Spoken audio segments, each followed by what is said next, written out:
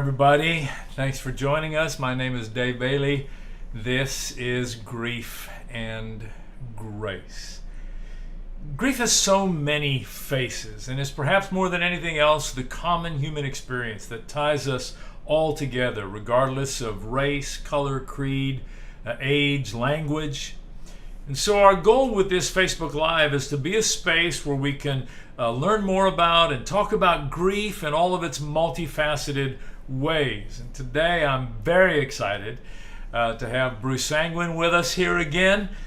Bruce was a guest back when we first started Grief and Grace, and I've been so looking forward for him to come back and that we could pick up some of the threads of the conversation that we started with.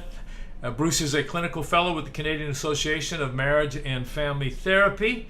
Has been a registered marriage and family therapist by designation for over 25 years. Worked with a wide variety of clients in some really innovative and edgy therapies.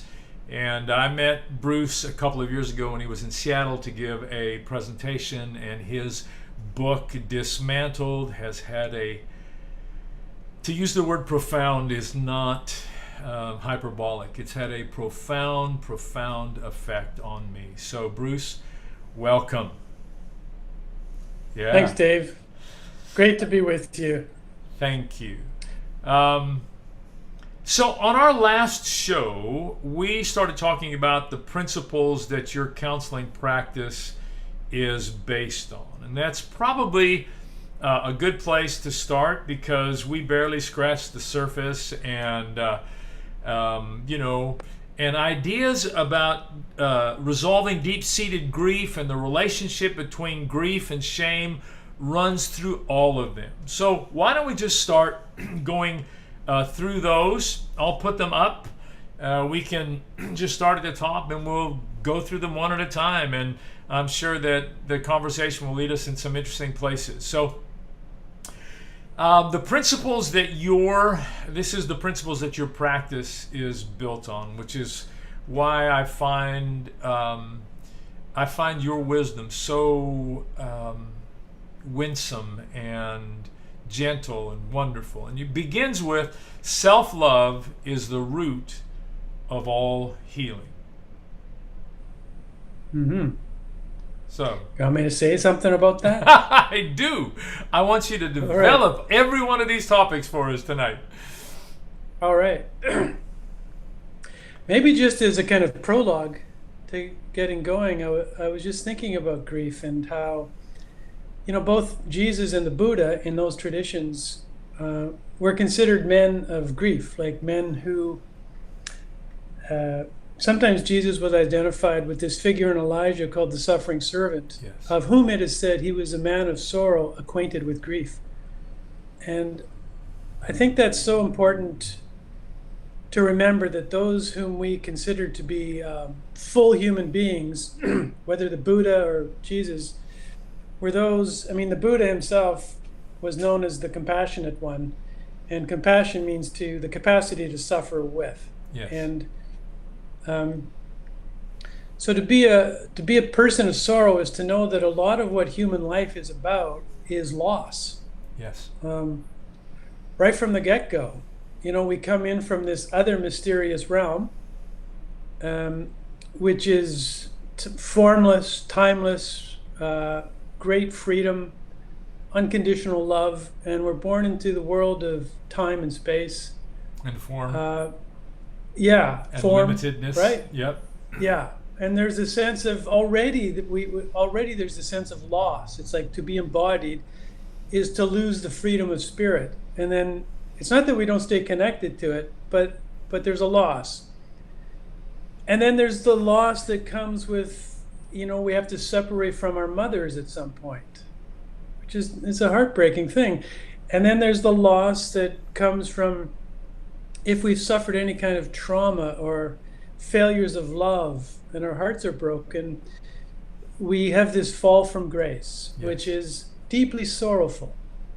And when we're that young, one of the things that happens with our sorrow is that it's overwhelming and it's too much. It's too much to bear, and so we shut it down. So we find, in order to survive, we shut down our capacity just to be in our heartbrokenness. Yes. And it's only later in life that the invitation comes to reclaim the capacity for sorrow, for heartbreak, and thereby to live with a soft heart Yes. in a hardened world. Right? Yes. So that's the trick. So we're all on this path, and it's a spiritual journey, I think. It's a psychological, but it's a spiritual journey. We're all on this path of learning what it means to live with a soft heart in a world that's going to hurt us over and over again. And that's why we look to people like Jesus and the Buddha, because in my experience, what happens is that you live with a soft heart, your heart gets broken. It's inevitable. But when it comes back together, when it heals, you have a bigger heart. Yes. And with that bigger heart, you're able to take in more of the world, more of the suffering of the world. And then your heart breaks again because there's more suffering. And then your heart gets bigger again until, like the Buddha, your heart is able to contain the sorrow or the suffering of the whole universe. And that is what it is to be realized and awakened. So none of this spiritual new age bypassing where, we're supposed to be happy. And, the Buddha wasn't attached to happiness, and neither was Jesus. He was continually telling his disciples, the Son of Man, or the human one, must suffer. Yes. And the disciples would say, not you, like Exactly. maybe yes, but you're the Messiah, you don't have to suffer. And he would say, the Son of Man must suffer. To suffer is simply to undergo reality as it is, not as we wish it would be. And that means invariably and inevitably embracing grace as a key, as a portal to the spiritual life. So that's a little bit. Well, that was quite a preamble. Yeah, a little bit of background there, Dave. And so if we shift into this first principle, which was self-love. Yes, self-love is the root of all healing. But before you go there, let me ask you, let me explore something with you. And I knew this would happen to us. We'd start talking and off we'd go.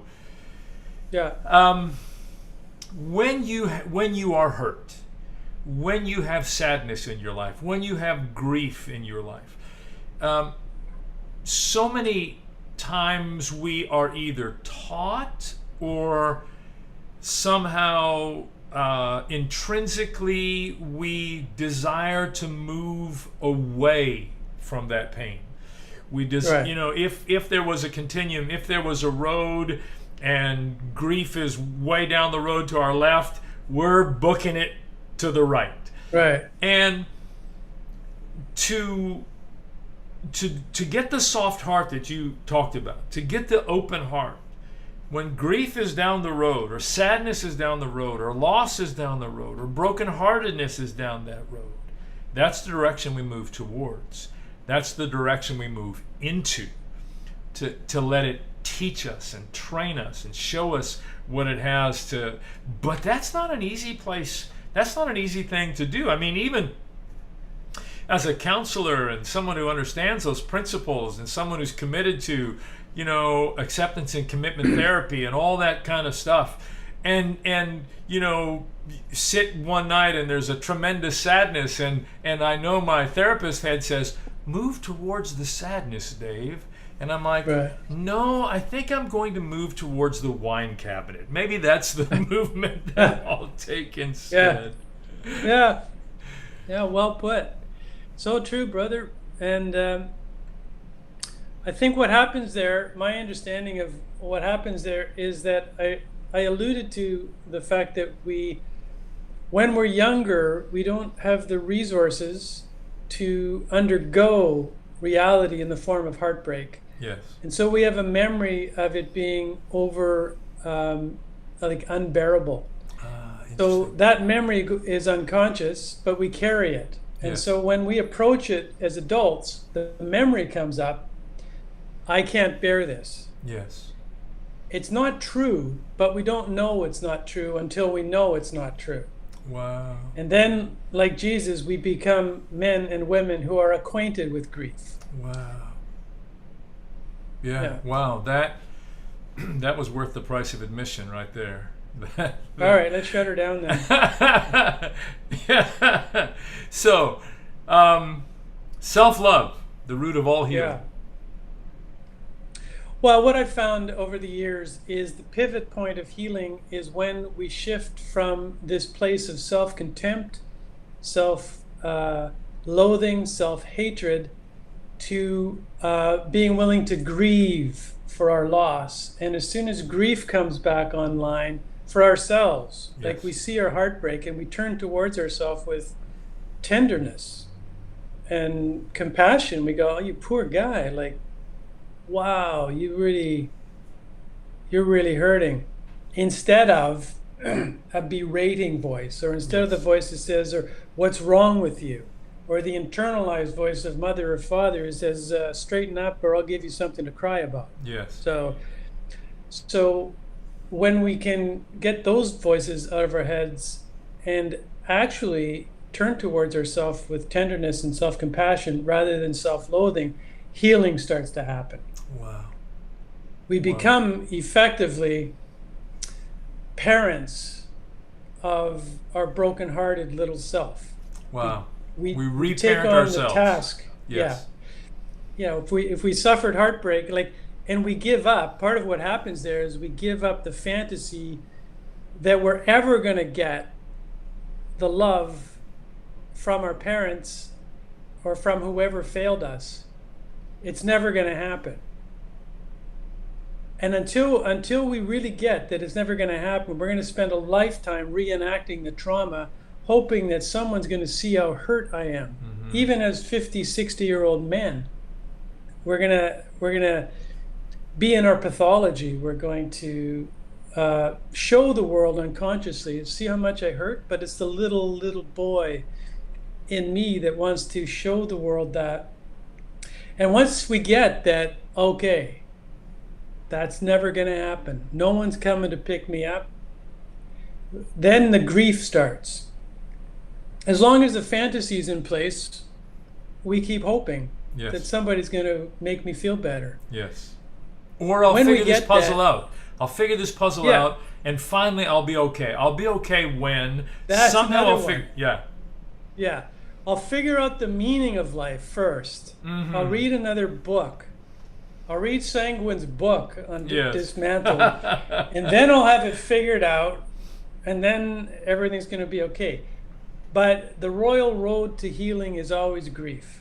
Wow. And it's the deepening of grief and sorrow that turns compassion, self-compassion on.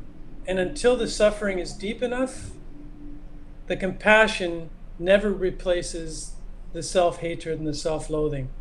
So our suffering has to be deep enough to trigger tenderness for ourselves. And then we start the healing process. Wow. Which leads us to your second principle that sounds so counterintuitive. That grief is life-giving. So unpack that one for us. Well,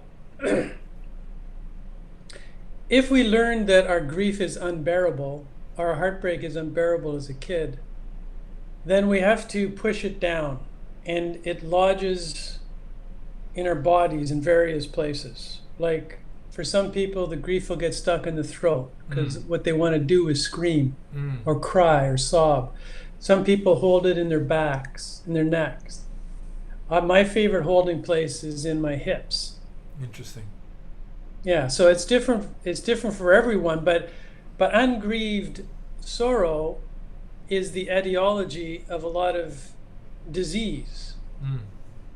It's like when we refuse to suffer what's ours to suffer, it lodges in the body, and it will manifest eventually as some kind of disease, some kind of illness, some kind of debilitating. And that's and then when we start working with it, freeing it up, freeing the body up, letting the grief go, then the spirit, the life spirit can once again flow, because all those places that were holding grief blocks the life spirit. Wow. Wow. Which then again leads naturally to your next principle, that addiction is unconscious trauma. Yeah, I think so. You mentioned, instead of going towards the grief, you thought that, well, maybe it's better I go towards the wine cabinet. And all addictions start with the desire to feel normal again, because you feel so off. And so maybe this substance, maybe a line of cocaine, maybe the wine, maybe some cannabis, that it'll make me feel normal, or whatever it is. It'll make this bad feeling go away. But inevitably, what happens is that you get some relief immediately, but then it tends to the substance or the process. Addiction can be a process too. Addiction to work, addiction to certain bad relationships, addiction to religion.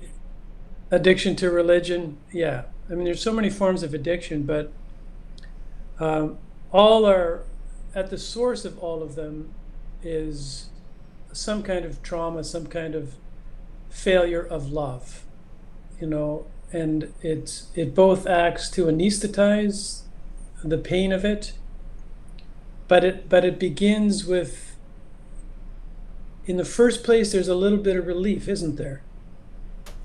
I might start drinking and I feel some emotion. I feel sadness, right? Yes. And so it feels like, okay, I get morose. But the moroseness is eventually, it just becomes a mood, which is not feeling, it's the absence of feeling. But in the beginning, it feels like a relief. So maybe a little bit more will help, and maybe a little. And then you teach your body, this is what you need. And so to cope with it. Yeah. Yeah. Well, I love how you're building one principle on the other. I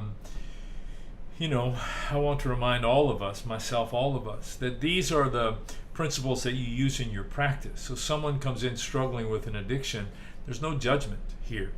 It's like, No. Let's get to the root of this. Somewhere inside of you, somewhere in your body, there is an unconscious trauma. Let's deal with that trauma, because somewhere along in here, your child self, or somewhere, you told yourself, I can't deal with this. And this addiction began to cover whatever it is. So I love, as you're talking, I'm thinking, what I love is that this is the way Bruce treats people. This is the way that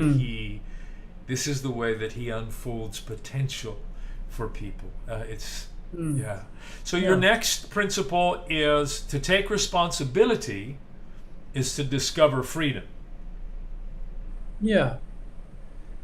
I think what I mean by this is that however traumatized we've been, whatever happened to us, however horrible it was, the good news is that we can still take responsibility for our life by making these traumas conscious, integrating, feeling what's ours to feel, suffering what's ours to feel, grieving what's ours to grieve. And when we do so, we don't need to live our lives hijacked constantly from the past. So to take responsibility is to say, yes, this happened to me. It hurt and it still hurts. And yet I don't have to remain a victim of the past. I will inevitably be a victim of the past if I do not deal with the trauma, because, as I think William Faulkner said, the American novelist, the past is not dead, it's not even past. Because trauma is present every moment when we haven't dealt with it, and it's informing how we perceive reality, how we interpret reality, how we act in the present.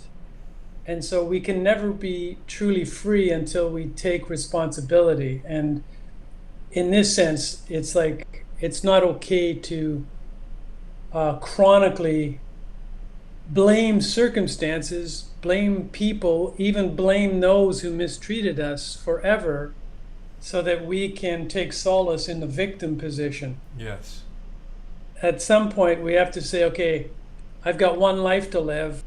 I had a rough start, but what am I going to make of this one precious life? What am I going to make?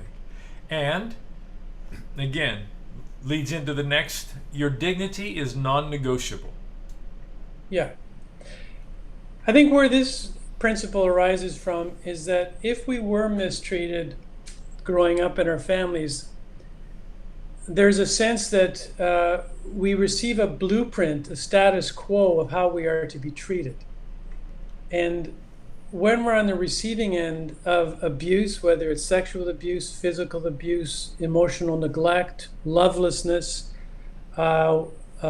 just being manipulated, being asked to believe something that's we know is not true, what happens is we start to form what I call core unconscious beliefs about reality and about the self.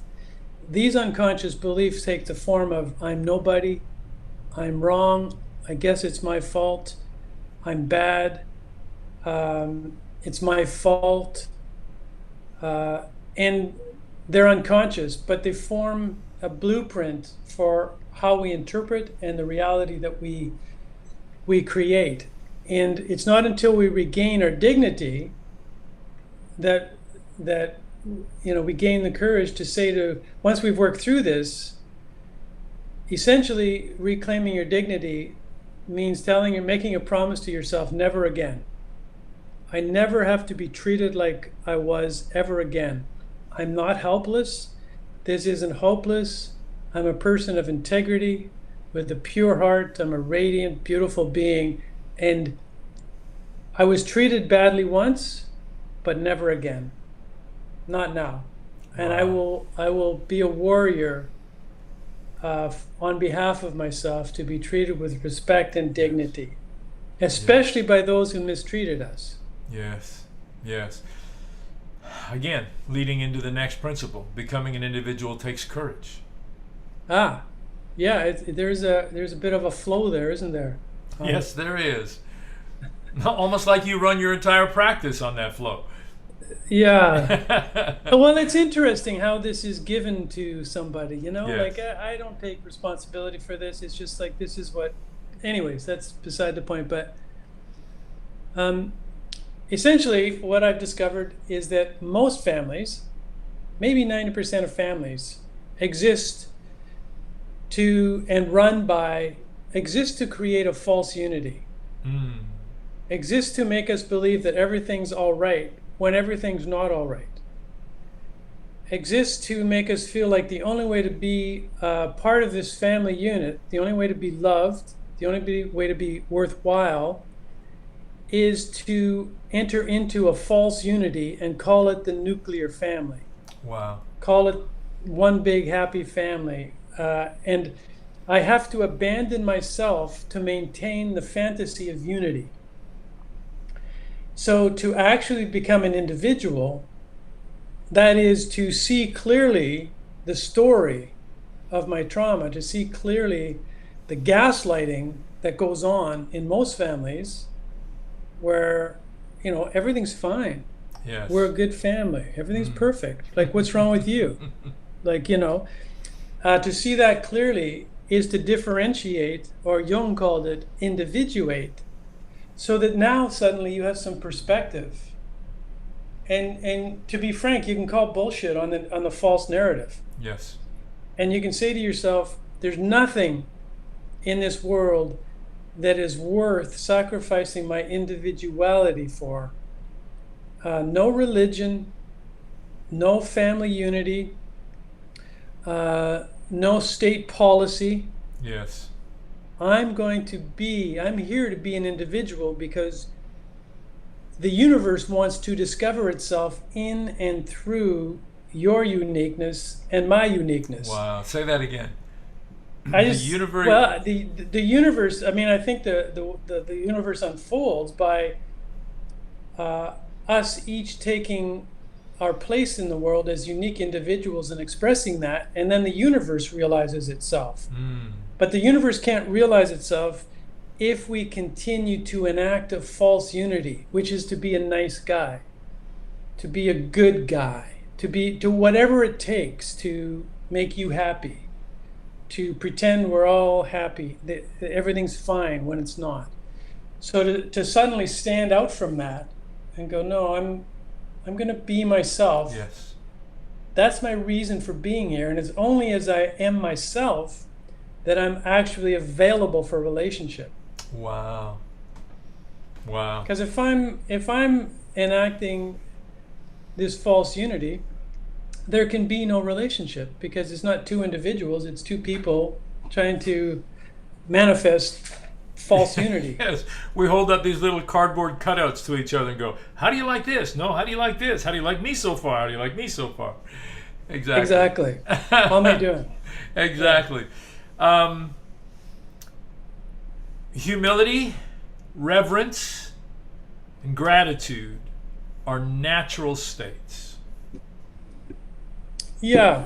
Well, just connecting this to this psycho-spiritual model, what happens when there are emotional deficits, when we don't get what we need in terms of tenderness, kindness, empathy, the sense that someone's really curious about us and is holding us and containing us, is that we go from being a person available for reciprocity and relationship to being a person who's on the take. Wow. Because we feel like there's not enough. I'm not getting my share. And so we just start taking from the world. We start taking from wherever we can get it, because there's this hole now inside of us. And when we're on the take, we can't be in a state of gratitude, because gratitude is waking up to the awareness that it's all gift. I'm on the receiving end. The universe is just this incredible abundance showering generosity out on me. But if we're on the take, we just think, "Well, God, I got lucky there." Or look what I can, manipulate to get what I want here. So until we get over that egoic need to take, and rather realize that we can relax and be on the receiving end, we'll never realize gratitude, and we'll never realize humility or reverence for life, because our egos are just fixated on survival. Yes. So the surest sign that we have popped out of ego and shifted into soul or spirit is the presence of gratitude and humility and reverence for life, where we're not on the take anymore. We're just deeply grateful, and then our hearts just want to give back. Yes. Not because we should, not because the preacher says we should, just because we are the presence of that abundance in human form. Wow. Evolving. So we want to do that. Wow. We are the presence of that abundance in human form. Wow. So, next point. Healing shame is critical to health. Yeah. So shame is the felt sense that someone is beholding us in disdain or disgust in such a way that we internalize, wow, there is deeply something fundamentally wrong with me. It's the core belief that's formed from that sense of being seen that way is summarized in the expression, I'm bad. In a core belief that I'm bad, I'm unworthy. And then when that belief is operative, we'll interpret our experience by the time it gets through that filter of that unconscious belief, that premature conclusion about the nature of who we are, we'll interpret it according to, I guess I'm bad. I guess it's always my fault. I did something wrong. Or we'll be so afraid of reenacting that state of shame that we won't try anything new. We will just, contract and live in our cocoons, in our safety, and we'll make our world smaller and smaller and smaller so that there's no possibility of having to be criticized. Because when we're shamed in our soul, any feedback will be interpreted as, I'm bad, I'm wrong, I'm a failure, I'm not enough, I'm inadequate. And this lingering sense of shame that's unconscious plays itself out and actually destroys adult intimate relationships, in my experience, unless it's caught out, unless it's named. Yes. And so your next principle, to just keep that sentence going, is that unconscious beliefs create your reality. Yeah. And I learned this one the hard way, because when I was doing all my work around healing my own trauma, I was shown that very early I formed this belief that I've talked about as I'm bad. I had about 36 of them, actually. They're in my book. And, they're all related to each other, but I'm not worthy, I'm bad, I don't belong, it's my fault, your misery is, I'm the cause of your misery, I'm helpless, I'm hopeless, there's no way out, I'm trapped. They can come in many forms, but they go very deep. And once they're in place and they're unconscious, they become our interpretive filter for all of our experiences. Yes. So, the lady at the post office is having a bad day, and she raises her left eyebrow, and I'm thrown into shame because she's triggered this old belief that I'm bad, that I've done something wrong. Or I'm thrown into rage. It's like, screw you, lady. It's like, yeah. But the same origin is that I have this belief, and I've interpreted that interaction through that belief. And it's through these core unconscious beliefs that we do two things. One, we interpret our experience in the presence, and these become the stories we tell ourselves about what's happening. Yes. These are the stories that need to be deconstructed. Yes. The second thing we Jen Pasteloff, in her book on being human, calls them our bullshit stories, and I love it. She just cuts through all of the speak and just says, "Yep, bullshit story." Bullshit story. Yeah. What's real, what's true, is the original trauma. Yes. That Yes. That original trauma is now hijacking us unaware, and we're making up a story. That's the untrue story, what we're doing. It's not untrue what happened, and that's an important distinction, because I hear a lot of New Age people saying, well, even that trauma is a story we're making up. But that's bullshit. Yes. So the second thing that happens with these unconscious beliefs is that we actually use them to recreate the trauma. So we'll create our reality with them. So we'll create the situations which legitimize those beliefs, and we'll say to ourselves, you see, I am bad. Yes. You see, I am a screw up. You see, it is helpless. Or I'm, You see, and it's perfect, because we'll look at what we've just created. Only we'll believe. This is where taking responsibility comes in. To go back to an earlier principle, taking responsibility means what just happened to me didn't just happen to me, I created it. Wow. That's a tough one. Wow, that is a tough one. And it's only when we take that step that we pop out of the victim role. At least when we stop to ask the question, well, what just happened? How did I participate in creating the reality where I got punished again? What's going on? And then hopefully you go, okay. And I think we do it for a particular reason. I think we do it over and over again in order to see it, to heal it. Wow, that's interesting. Yeah. Otherwise, I think this is what happens with karma. We just keep doing it again and again and again, maybe for lifetimes. Yeah.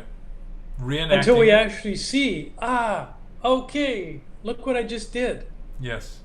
And then we experience liberation. It's fascinating. One of the little stories that I have about growing up in life is that when I was a kid growing up in Montreal, in order to get extra money, I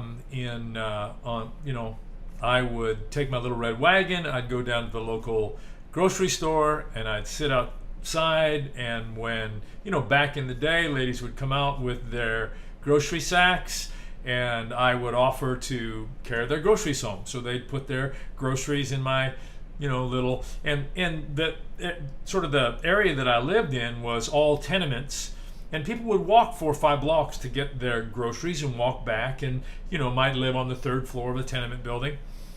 And at the end of every Saturday, my mom loved Schweppes tonic water, and so I would go buy a little 6-pack of Schweppes tonic water and put it in my little red wagon and drag it home. And for years, for decades, I told myself the story of this sweet little boy. Oh my God, this sweet little boy who loved his mama, who would bring her Schweppes tonic water. And one day, God, I was driving along in the car and listening to something. I can't remember what I was listening to, but in that moment, the voice of my soul broke through and said, that was a little boy that was working so hard to earn acceptance and to earn love, and you've worked all your life to earn love from people. And I started to sob, because it was like, God, I've told this whole story with a certain conclusion all my life, and it was a bullshit story. Nice. Well, not moments, nice, but those moments when you have those breakthroughs and you're like, God. You see, and I think that in the context of grief, like grief is just like accepting loss, and it can be a loss of a narrative. Yes, that's true. That triggers grief. Yeah, it's true, like true, you that was part of your identity. True. That story. God. Like all that right. one's gone. That one's gone. What story's next? Yeah. All right. This one's interesting. We're probably not going to have as much time as we want to get through the rest of these, but let's just see what we can do. Privilege the true over the good. Yeah. So these are Platonic, the good, the true, and the beautiful. Yes. And one of the things that we learn very early in our families is that the good is valued above all, yes. even if it's not true. Yes. But just be a good little boy. Yes. But what you can never name is the truth of the situation. Yes. Is the truth of what you were doing with the 6-pack of Schweppes. Yes. You can't name that. Yes. That's verboten. Yes. So, like that your mother doesn't actually love you unconditionally. Yes. That's the true. Yes. The good is you just continuing to, deliver the 6-pack as a good little boy son. Yeah. It's a tragic thing, and you see it all over the place. You see it played out in religions and churches and all forms of spiritual paths, totally. Where you set up this ideal of goodness that we all fall short of, but nobody stops us to question what's true. Wow. Because to deal with what's true is to deal with the shadow, is to deal with the underbelly, is to deal with all of the rejected aspects of reality within and without. Yes. Just as you were saying that, I was reminded, this is messed up. We had a little song when I went to Sunday school. It went, Jesus and others in you, what a wonderful way to spell joy. J is for Jesus, he must have first place. O is for others, you meet face to face. Y is for you, in whatever you do, put yourself last and spell joy. And we would sing that in Sunday school. And one day I'm going along this little, corny kids thing, and I'm like, oh my God, that's messed up. Yeah.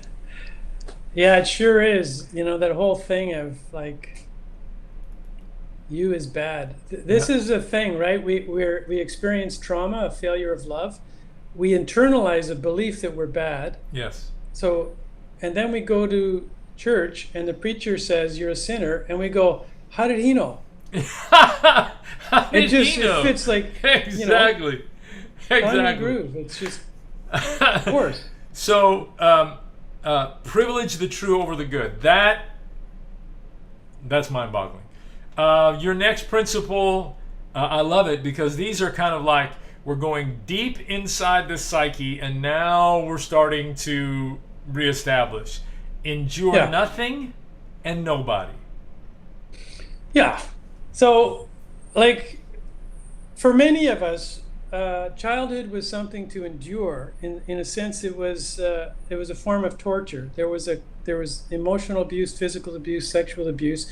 There was nothing that we could do. We were dependent on this milieu of torture to survive, and so we just learned to adapt. And we learned a certain, like, one of the beliefs again is, I'm helpless. I am forced to endure these conditions which no human being should actually endure.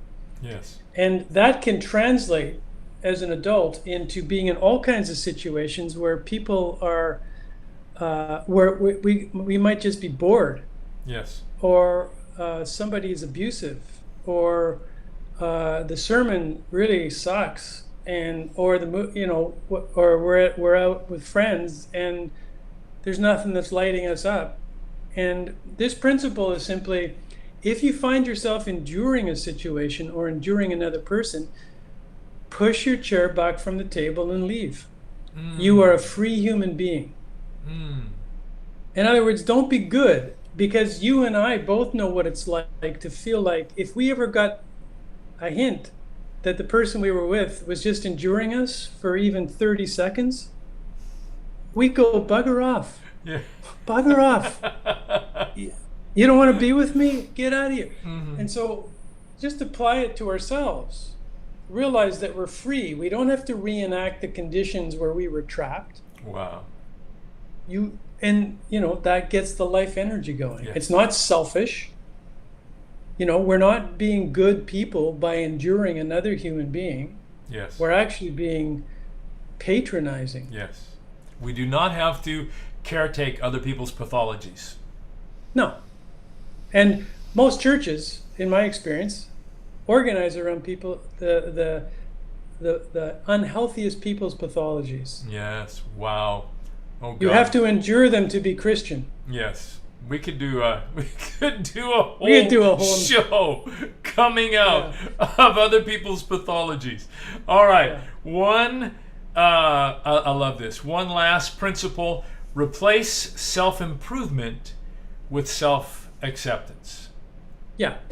So, quickly, what happens, we learn in the face of trauma, heartbreak, that we have to figure this out.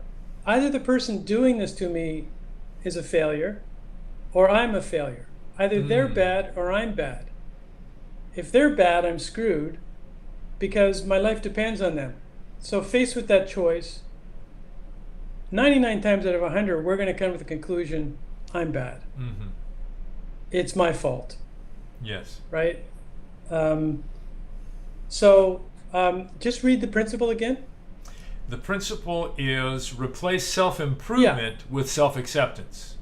So one of the things we can do, one of the advantages to us of taking it on, like concluding that I'm bad, not them, is that we can actually change ourselves. We can try to be good, we can try to be quiet, we can try to be charming, we can try to be entertaining. So we start structuring a whole false personality. Yes. Call it the false self or the performative self or the social self in order to survive. And then we confuse that self of our creation with our true self. Yes. So we get into all these books and all this culture of self-improvement, which is basically a reenactment of the trauma. I'll just try harder. Yes. If I was only better, then all my troubles would be solved. But if it's motivated by trauma and by the feeling, unconscious sense that if I'm not better, I'm not going to be loved, Yes. then it's useless. So I would give up the whole thing about self-improvement and instead go into self-acceptance. Wow. And then you go into sorrow. You Yes. go into your grief. You go into the truth of the matter.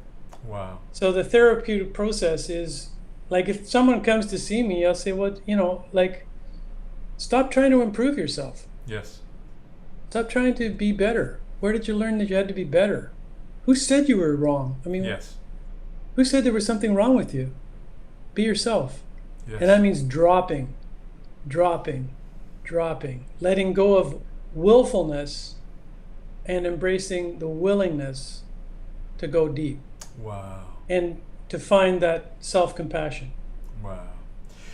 So if you go, let me just bring up Bruce's website again. If you go to brucesanguin.ca, you will find all of these principles listed there.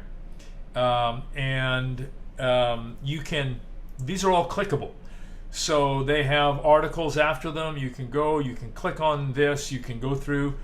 And it's important to say for whoever's watching that, again, these are the principles that guide Bruce's practice, his way of thinking, his way of guiding his clients, his way of being in the world, etc. So